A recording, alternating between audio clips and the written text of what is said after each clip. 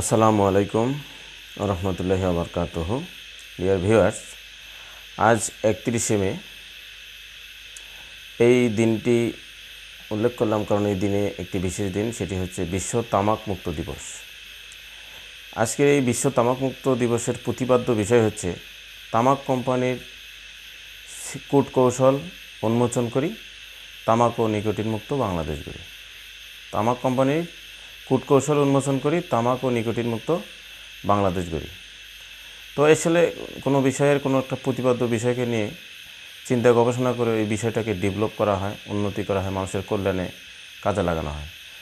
তো বাংলাদেশে তামাক কোম্পানিগুলো নানা ধরনের কূটকৌশল অবলম্বন করছেন।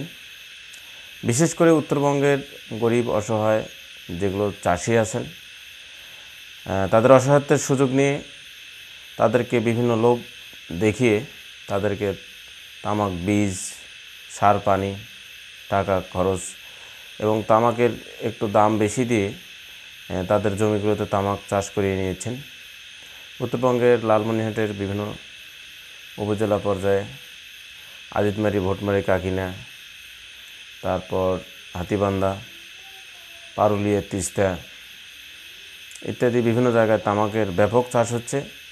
তো এখানে তামাক চাষের ফলে প্রতিটি চাষির পারিবারিক স্বাস্থ্য ঝুঁকির মধ্যে পড়ে যাচ্ছে এবং জমির উর্বরতা ব্যাপকভাবে নষ্ট হচ্ছে।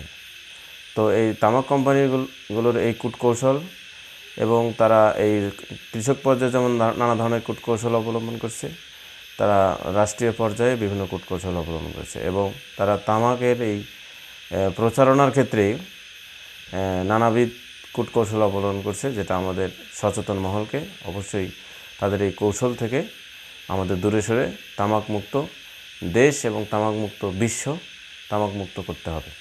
বিভিন্ন তামাকজাত দ্রব্যের মধ্যে রয়েছে গুল, জর্দা বা তামাক পাতা সরাসরি সেবন করেন এবং আরেকটা হচ্ছে বিড়ি বা সিগারেট। তো এই 31শে মে উপলক্ষে ধূমপান নারী বনাম পুরুষ এবং শিশু কী ক্ষতি করে সেটি নিয়ে আমি একটু আলোকপাত করার চেষ্টা করছি। ধূমপানের নিরিখে এখন মহিলাদের ভিতরেও ধূমপান আশঙ্কাজনক হারে বেড়ে চলছে। আমরা এই ধূমপানের নিরিখে যদি হিসাব করি, সারা বিশ্বের মধ্যে ভারতীয় মহিলাদের স্থান আমেরিকার ঠিক পরে, অর্থাৎ সারা বিশ্বে প্রথম হচ্ছে আমেরিকা এবং ভারতে দ্বিতীয় স্থান।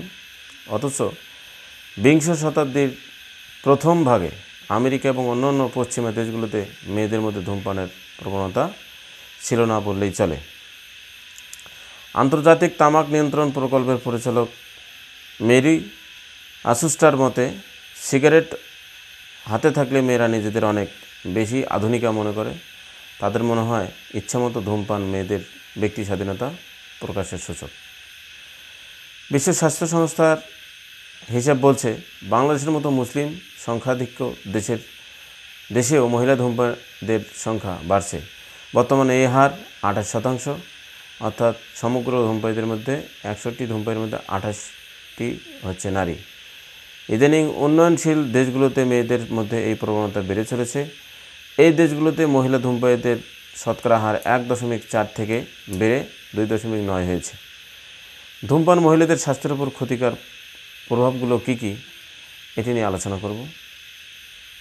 যেসব মহিলা ধূমপান করে তাদের যে ক্ষতিকর প্রভাবগুলো হয় তার মধ্যে অন্যতম হচ্ছে ভ্রূণ ও শিশুর উপর প্রভাব।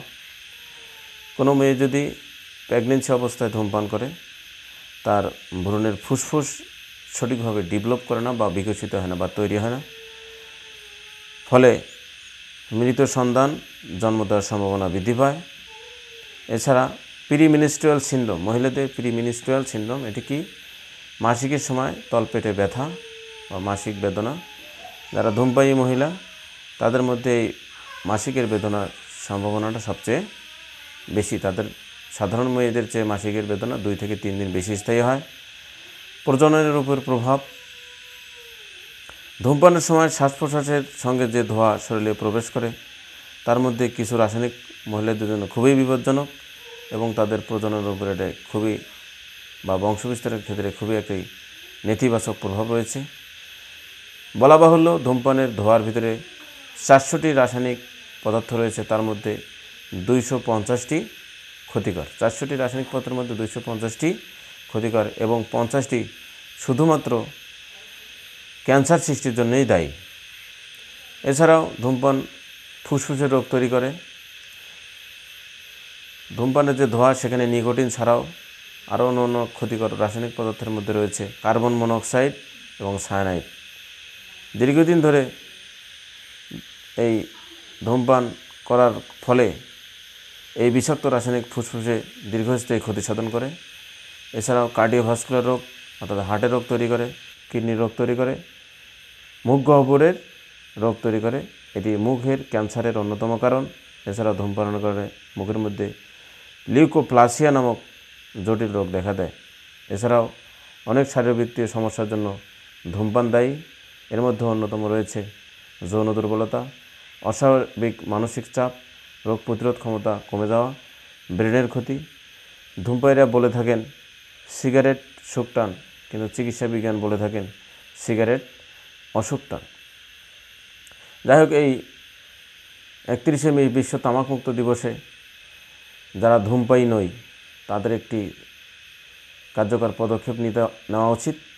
কারণ আমরা রাস্তাঘাটে বিভিন্ন জায়গায় যারা ধূমপান করি না তারা কিন্তু আমরা একটা কষ্টের সম্মুখীন হই, একটা সমস্যার সম্মুখীন হই। আপনি বাজারে গিয়েছেন বাজার করতে, দেখবেন যে সেখানে অনেকেই ধূমপান করছে। আপনি হোটেলে বা রেস্তোরাঁয় ঢুকেছেন, ধূমপান করছে।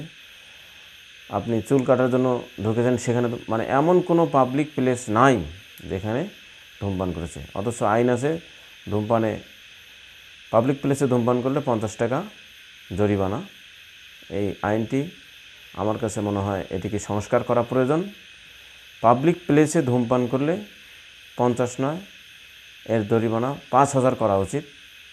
তাহলে মানুষ পাবলিক প্লেসে ধূমপান করে অধূমপায়ীদের কষ্ট দেবেন না এবং তাদের ক্ষতি করবেন না। আবার ধূমপায়ী ভাইদের জন্য আমার একটি মেসেজ, আপনারা একটু গভীরভাবে চিন্তা করে দেখবেন, ধূমপান হয়তো আপনার সাময়িক মস্তিষ্কের ভিতরে উন্মাদনা সৃষ্টি করে ভালো লাগার অনুভূতি তৈরি করতেও পারে, কিন্তু এটি আপনার পরিবার, আপনার সন্তান, আপনার স্ত্রী সবার জন্য ক্ষতিকর। আপনার জন্য ক্ষতিকর, দেশের জন্য ক্ষতিকর, সারা বিশ্বের জন্য এটি ক্ষতিকর। কাজে এই বিষয়টিকে গভীরভাবে বুঝে ধূমপান থেকে বিরত থাকার বিনত অনুরোধ করছি। তো আজকে এই পর্যন্তই। ভিডিওটি আপনার ভালো লেগে থাকলে বা তথ্যবহুল মনে হলে অবশ্যই কমেন্টস করে জানাবেন। ভালো থাকবেন, সুস্থ থাকবেন, শুভকামনা। আসসালামু আলাইকুম ওয়া রাহমাতুল্লাহি ওয়া বারাকাতুহু।